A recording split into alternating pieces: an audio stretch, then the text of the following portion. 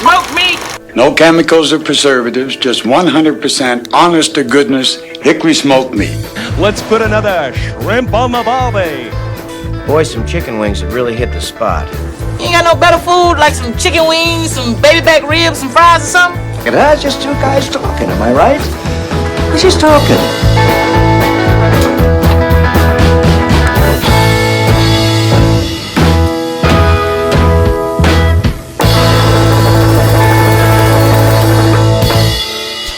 Top of the morning to ya. Oh, well done.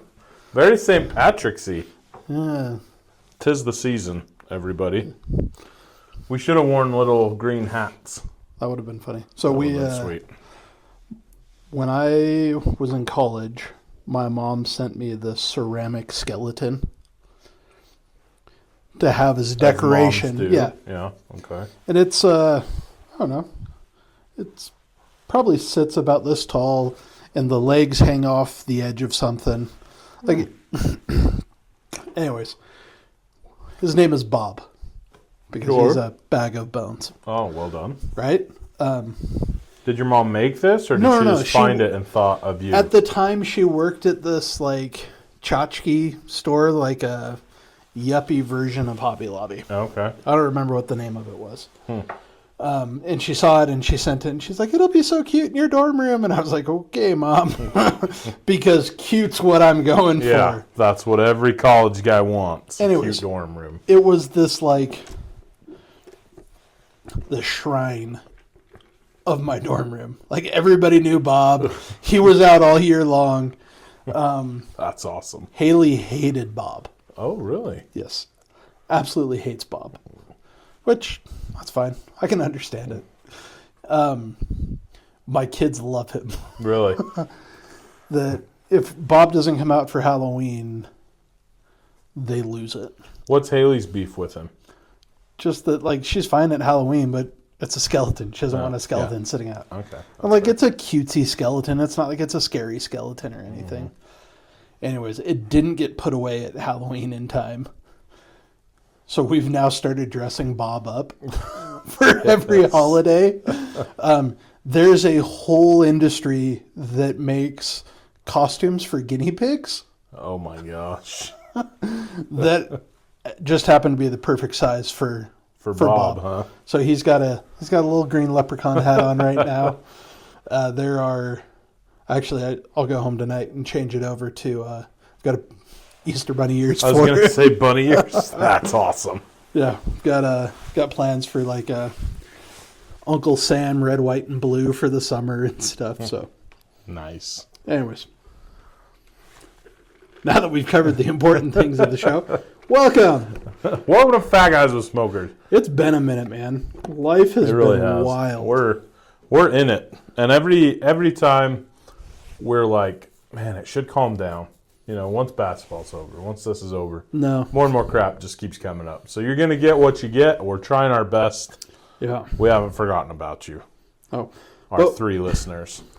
I'm looking at you. Well, hey, you became what in my house we call Insta famous. Oh, I did. Was it last week? Yes, I think it was Saturday. I think I can't remember. Yeah, I pulled up to Maverick, and it's a really cool rig. John Ray Excavation.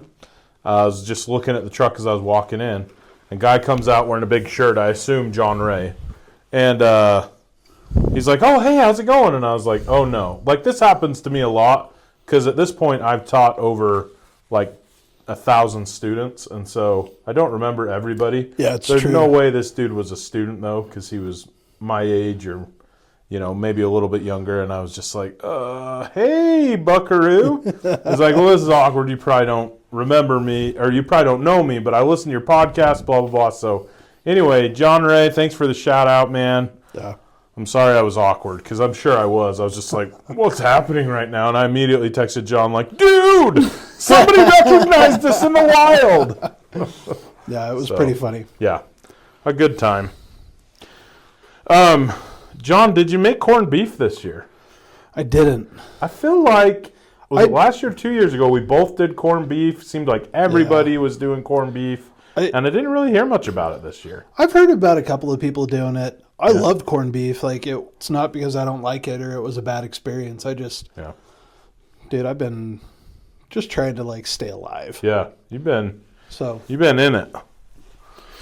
Yeah, we've been staying busy. But I did find time to respond to an email. Yes, and it paid dividends. These things are sick. Yeah. So Marvin Weinberg reached out. He is the inventor of the GrillFighter, and this is awesome because this has been super big in the news just recently. I think, you know, as it's warming up and people are starting to get back into grills, this always comes up. But there have been a ton of injuries where people get those wire brushes and little bristles come off and it gets stuck in the food. Yeah, and that's a big problem. That was a new fear that unlocked in me a few years ago because I had just an old wire brush that I would use to clean my grills. I saw that and was like, oh my gosh. Yeah, no, you get like one wire bristle down your throat, man, and it can wreak all sorts of havoc on you. Rips everything up. Yeah. But so Marvin, thank you, was cool enough to send us not one, but two. Two GrillFighters. Yeah. We could sword fight, except for I really want this to stay good and nice. Yeah. It looks awesome. I was going to say, so a couple of like just first impressions. This is not your dinky grill cleaner. Yeah. This is not what you get at the dollar store or whatever to clean off your grills. This is well made. The stainless steel is serious. I mean... So if you think about a knife, what do they call the long part of the knife that goes into the handle? The tang. The tang, I think. Yeah. So this is all stainless steel. The tang runs all the way down through the handle, and the handle, like, this thing feels solid. I feel like I'm going to be able to get on. Sometimes like stuff gets stuck on your grill, and you just really want to go after it. And I've had 100 of those Weber brushes, which I think are the best of the wire brushes that are out there. Right. But man, when I lean on it to push hard, like it just... Right. And then it's useless. Yeah. There is no way I'm going to bend this thing. Well, and I mean, legitimate stainless steel. This isn't cheap crap. Like, this thing is not going to bend and not go back to its shape. It's pretty sweet. So there's a bunch of different ways to clean your grill. The first one is, first of all, I immediately, like, We've done some stuff with our Scrub Daddy. Way cool product. Like, I really like it. But I hate the sponge aspect. Like, I feel like it's just a little bit gross. You can throw it in a washer, but it's just going to... It never... Once you've used it, it's never quite the same. Exactly. So what this is... And, John, you were saying this. It looked like a sponge when we were looking at it on pictures. But what this is like a silicone little... It's like it's a silicone sponge. Yeah, with giant holes though. Yeah. So you'll be able to get water in there, but it's going to dry out, it's going to clean up, and it's protected by this chainmail. So it's not like I don't feel like this is ever going to need to be replaced. This is actually a great way to see it. You can see through the sponge. You can see the light coming through from there. But you can still do like the steam cleaning that you do with the sponge cleaners. Yeah, because I think the steam, like, that's what was the game changer with the Scrub Daddy. I agree. I think that's the best way to clean things and get the nasty gunk off. Yeah, I think the only negative thing I can think to even say about this is this black part's plastic. Yeah. Like, I wish it was wood. Yeah. Just because I hate, like, I'm forever, like, letting these things bump up against the side of my grill. Yeah. And then they melt or deform. But at least with the steel tang through there. Right. It's not going to lose rigidity or anything. So that's what happened to mine. You've got this chainmail, which you're not going to destroy this chainmail. Yeah. And I'm looking at it. It's serious welded chain. Yeah. I don't see any exposed seams on here that are going to break. Oh, there are the welds. But yeah, the chain's not going to fall apart on you. Mm-hmm. And man, I was just rubbing my finger across like, that. be That's careful, the real man. deal. Like, you could cut yourself on this. Like, this is going to scrape like nobody's business. And it's got these little cutouts, so I'm thinking of like my Weber, which is the wire grates, which I guess most things have. But they're going to fit perfectly on this little cutout right here, this steel thing. Yeah. Like, that's freaking awesome. I'm excited about that. Yeah. Well, and here's the other cool thing that I saw this back end and was like, "Yep, bottle opener." Yeah. Like, I don't drink, but that's where my mind went. Like, pop a top. Which it could probably still do. It could, but tell everyone what Mike, read the instructions. I did. I read the instructions and I watched the video, which you can find on GrillFighter. There's a instructional video, and you can find these on Amazon, you were saying. Yeah. They're available on Prime. I looked it up. So for $39, you can get this, and then it comes with the cauldron, which is like this cool little bowl thing. Yeah, for your water. It's a cool canister. No, it's a cauldron. That's what it is. Yeah. A cool cauldron that you can put water in, and you get a pretty sweet looking apron. Yeah, it is cool. Or you can just get this for $30. Yeah. But Mike might turn me into a convert of reading instructions for what he just found out. So Well, if you're listening, these grill fighters, they have a little hook on the end. And like John said, it looks like a bottle opener, and I think it can function as a bottle opener. But what you can do is you can wrap this around your grates. So one side of the bottle opener for our listeners, one side of the bottle opener is open. So it almost looks like a pipe wrench that you can't move. I like that, actually. That's kind of exactly what it is, and that's kind of how it works. So what you can do is you can wrap this around your steel grates. You never get the bottom of those unless you take them off. But with this bad boy, you wrap it around and kind of gently apply a little downward pressure, and you're scraping both the top and bottom of your wire grates, which I think is awesome because those get nasty and it drips and stuff, and I never even think to look. Especially on my Traeger. Yeah. Those low, slow cooks where it's just like rendering fat the whole time. Yeah. It looks like a bunch of, is it stalagmites or stalactites? What's the one that hangs down? Doesn't matter. Looks like stuff that hangs down. And this would just, that'd take it all, right? Yeah. So. Yep. And then there's a separate hole to put it on a hook. Oh, yeah. That's fun. Little circle. I'm excited about this. I always have crap to clean. Also, I feel like this is going to... So, I've had so many grill brushes, and in the process of cooking, they get left outside, and my kids will play fetch with the dog with them, and they get destroyed. I feel like this would stand a chance against old Moe's. Yeah. Everything is covered in chainmail. Like, it's sharp, it's stainless steel, it's pretty thick. I think it'd do all right. You're right, it would be cool to have the wood here, but I'm excited to try it. I've got some dirty grills at home that I'm going to give this a shot on. I'd love to ask Mark. I mean, I'm just looking at these. I think Marvin is making these. Like, I think these are all hand assembled. You think so? Uh-huh. He's just got everything and he's just putting it all together, huh? Yeah, I think this is super cool. So Marvin, thank you for reaching out. Thanks for sharing these with us. Yeah, I cooked cheeseburgers the other day. Mm-hmm. My gas grill is a mess right now. Like, I am so excited to go fire that thing up and give it a once over with this. I think it's going to be a game changer. I think it'll be. I was telling John, watch our Instagram this week because I vow to release a reel. That was my New Year's resolution. I haven't done crap. How long do you want me to wait before I publish this? maybe just wait until I publish one. No, I'm just kidding. But this week sometime, I think I'll get after at least. I mean, my Weber's a mess. All my grills. It's springtime. It's grill cleaning time. I know. So I think it'll be a good time to kind of try these, and I'll post some videos and see how she rolls, and we'll keep it 100. Yeah, Sorry, I just had like a panic. I looked down and I wasn't sure we were actually recording. We've done that before. We've done that before. No, it's still recording. See, it says stop recording right there. Sweet. What was I going to say? I don't know. Darn it. I was excited. The to like hit it panic on my. We were talking about how it's time to start grilling or start cleaning our grills. Yeah, it's grill cleaning season, and man, I was such a slacker last year. I mean, like I vacuumed my Traeger out, every once in a while.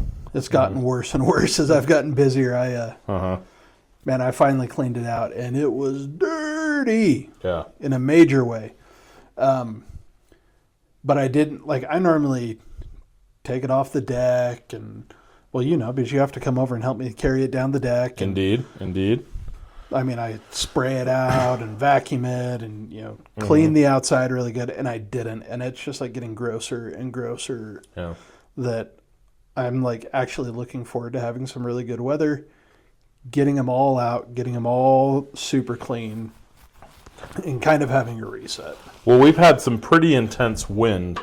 And I had a cover for my Grilla, but it's since gone the way of the ghost. And so my hopper lid blew open during one of the bad storms and just filled with water. And so I spent last Saturday with a little flat screwdriver just kind of chipping away at it and vacuuming it out a little bit at a time. It was a hot mess. So did it get into your auger? No, I don't think so, but my auger looked like it just had regular pellets, but it was soaked all the way down there. So I've got to run it through. And I figured this is a good excuse to kind of just get after everything, make sure everything's cleaned up and running the way it should. If you haven't had that experience, once those pellets get wet, they get wet, which causes them to expand. And if they're in any type of confined space, when they dry out, it's like concrete. It's crazy, man. Yeah. And there's a little, I don't know what you would call it. All I can think is baffle, but I don't think that's the right word. But in the hopper that they kind of go through, it's like a little grate that they go through. And it's First thing I did was take mine out. It's bowed. Yeah, I don't like it. But it's bowed now because it just expanded and pushed that up. But it was, I went in with my vacuum, just I'll just vacuum this up, and just stuck it on there, nothing. It was all just a clump of solidified wood concrete. So, do you know why that's there? Why? It's a stupid guard. So you don't reach down. Somebody got their finger down in there trying to clear it while the auger was going, and that makes sense. Yeah, it's a liability thing. Because I was seriously, is this? No. Does this help break up the pellets or something so they don't clump up? It's an idiot guard. That makes sense. Yeah. First thing I did when I got my last Traeger was take that thing out and throw it away. I think I might do that. But yeah, and the reason I asked it, did it get into your auger, is because it'll do the same thing. If you put wet pellets through your auger, it'll get in there, it'll solidify, and it'll turn to concrete basically. Will it bust your auger or your motor? It shouldn't. It should just break the shear pin that's on the auger. Which takes your grill out of commission. But yeah. And I've had that happen to a friend. It's never actually happened to mine. But man, you've got to pull the whole auger out to get into it. And pulling an auger out that seized like that is no bueno. Imagine. So yeah, that's what I was afraid would happen. But it looked like it was loosened up. Okay, good. But yeah, it was a mess, man. So if that ever happens, it's not the end of the world, but it's a waste of a lot of good pellets. Yeah, vacuum it up, pull it out. My stupid hinges on my lid, I think I'm just going to get a ratchet strap or something and loop it around there when it's not in use. So. I just looked at the camera. I'm so leaning back. We actually have semi-comfortable chairs to sit in. It's kind of nice. So we're in the, what do we call this? What did we call the warehouse? Just the warehouse? Yeah. We're in the warehouse recording today. I kind of like it. I know. No hate on the pit. Love the pit. But this is kind of nice. These chairs are... They're comfortable. Yeah. It's quite nice. We don't have kids running around. Yeah. We're not crawling over my 17 projects that are spread out in my office. I didn't get drop kicked in the cajones by your dogs. It's kind of nice. My dogs love Mike. They get after me. I have to literally walk around covering both ends. Yeah. It's fun. So. What else? John, do you want to talk about your brisket cook that you did for the school? Yeah, I can. I mean, you don't have to. I just No, thought of it. But we haven't met since we did that. Yeah. And if nothing else, I think it's always good just to like share quantities and volumes because I think that's the hardest part. Mm-hmm. Still to this day, I struggle with baked beans on how much to cook. Because some places, like, people just go to town on them, and other places people are like taking their like fun garnish. Their courtesy scoop that they have to. But no, so for parent-teacher conferences, ended up cooking. I was going to do 3 briskets. I got there, and they had 2 20-plus pounders. I think one was 22 and one was 21. Holy cow. Big. Yeah. And there wasn't a ton of fat on them. Really? That's awesome. Yeah, when they went on, they were still upwards of 18 pounds. Man, after trimming them. Jeez, that's awesome. So I ended up doing 2 monster briskets. We did 3 8x12s of mac and cheese, which is 3 pounds of dry noodles and 4.5 pounds of cheese. And then I did a big number 10 can, which is about 2 9x13s of beans. And then Haley said we had to do salad. She said the teachers wanted salad, and I said the teachers asked for barbecue. Yeah. So. Yeah. But we hit it almost perfect. There were some rolls left over, and I think that was all I got back. Really? That's great. They said they had maybe like a third of a pan of brisket. I had 2 big full steam pans full of brisket. And there was maybe a third of one of those, they said, left over. That's great. That they took home. It's just always fun, man. Teachers get screwed. Like, I don't feel like I can comment on this conversation, but go on. I am happy to go on this rant on behalf of Mike. I've got a lot of teachers in my life. They get paid crap. Parents are doing less and less to like actually raise their children. Oh. That's right. Siri's on it, dude. That's right. Tell us about it, Siri. But yeah, teachers, like, they have to do all of the parenting basically now and teach people how to be good human beings because parents aren't doing it at home.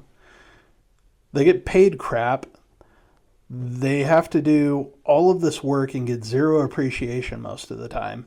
So when they're like, we've got a teacher who's been teaching for 35 years. I don't know how long she's actually been teaching, but at least that long. Mm-hmm.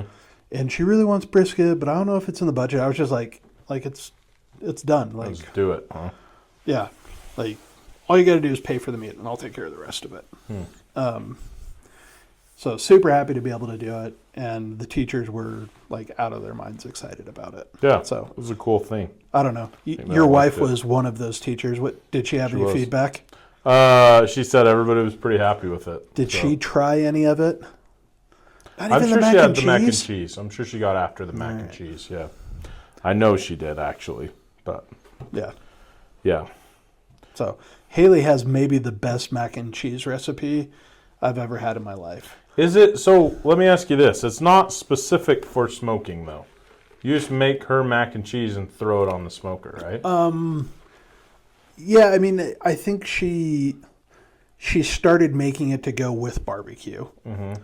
But I don't think it it doesn't have to be smoked. You can do it in the oven. Do you throw the raw noodles and then just put everything in and on the smoker, or do you kind of make it and then you boil your noodles, you make a cheese sauce, and then you mix in the noodles, and then you layer noodles, shredded cheese, noodles, more cheese, cover it with a breadcrumb topping that has breadcrumbs and Parmesan cheese in it. Ooh. And then you bake it for like a half hour just to like melt all of the cheese and glory together.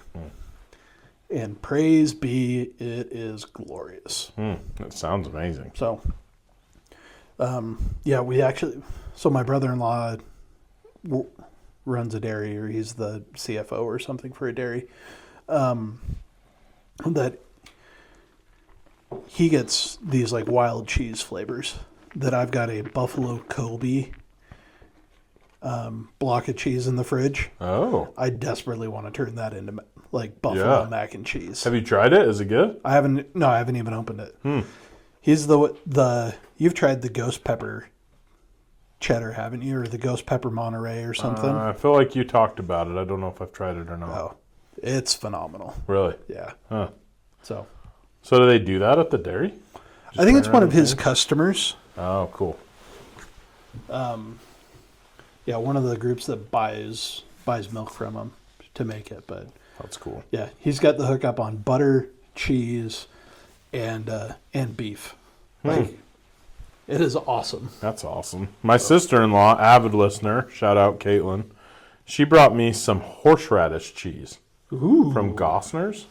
There was a horseradish cheddar, and then there was a shoot. I wish I wouldn't have. I should have looked it up. I can't remember what was on it, but it was a different type of. I want to say like a Munster horseradish or something. Anyway, it's pretty interesting. They're just in cubes, and I tried them. They were very interesting, but I think they'd be really good in stuff. I don't know how to take that interest. Well, I don't know that I'd just sit and pound it, Yeah. But I feel like the flavors could be really good. Like melted on a burger? Yeah, maybe. Prime rib sandwich? Yes. See, something like that where you'd eat horseradish. Because it doesn't taste like you're just eating a cube of horseradish, Yeah. It's subtle, but it's there. Dude, so it'd have to be on prime rib or something like that. I bet it would be really good. I love horseradish. Yeah. Yeah, anything hot and spicy like that. Wasabi, horseradish, spicy mustard. Wasabi. I wonder if you could put wasabi on something barbecue-y. Yeah, I mean, it's Japanese horseradish. But interesting. Yeah, that like clear your sinuses type of heat. Yeah. I'm a fan. It's an interesting heat. It really is. Yeah. Alrighty. Well, I think we've reached that point, Mike. I think so too. We'll try to post some reels with this. Shout out to the GrillFighter. It's awesome. Like, really excited about it. And we'll kind of post some reviews and some cleaning videos, I think, coming up on our Instagram page. Or maybe do we YouTube Shorts instead, or what? You're kind of the tech guy. You say. I like Instagram. I like Instagram too. I think that probably puts me in a certain age category that I'm not sure I'm comfortable with. Sure. Yeah. No, but I can confidently say that if I was in the market for buying a grill brush right now, this would be at the top of my list. I think so too. I love the chainmail idea. I think it'll be, and I say I think because we literally just unboxed it, but I think it's going to be pretty awesome and it'll basically do everything that you would need a grill brush to do and not be a one-time use thing. So yeah, excited about that. We'll give it a shot. Marvin, thank you again for thinking of us and hooking us up with two. Mike and I run into this every once in a while. Someone will send us something like, "Hey, check this out," and then it's like so are you going to keep this, or am I going to keep house, this? I guess, or so we've got a bunch of stuff sitting in the pit because nobody's brave enough to take it home. Neither of us are willing to just So thanks, Marvin. Yeah, appreciate you thinking of us. Best swag yet. Yes, I like it. We're excited. Yeah. Until next time, I'm John. I'm Mike. And we're Fat Guys with Smokers. Thanks for listening to the Fat Guys with Smokers podcast. Be sure to check us out on Instagram and Facebook. Leave us a comment. We'd love to hear from you. Be sure to subscribe so you don't forget to tune in for even more nonsense from a couple of Fat Guys with Smokers.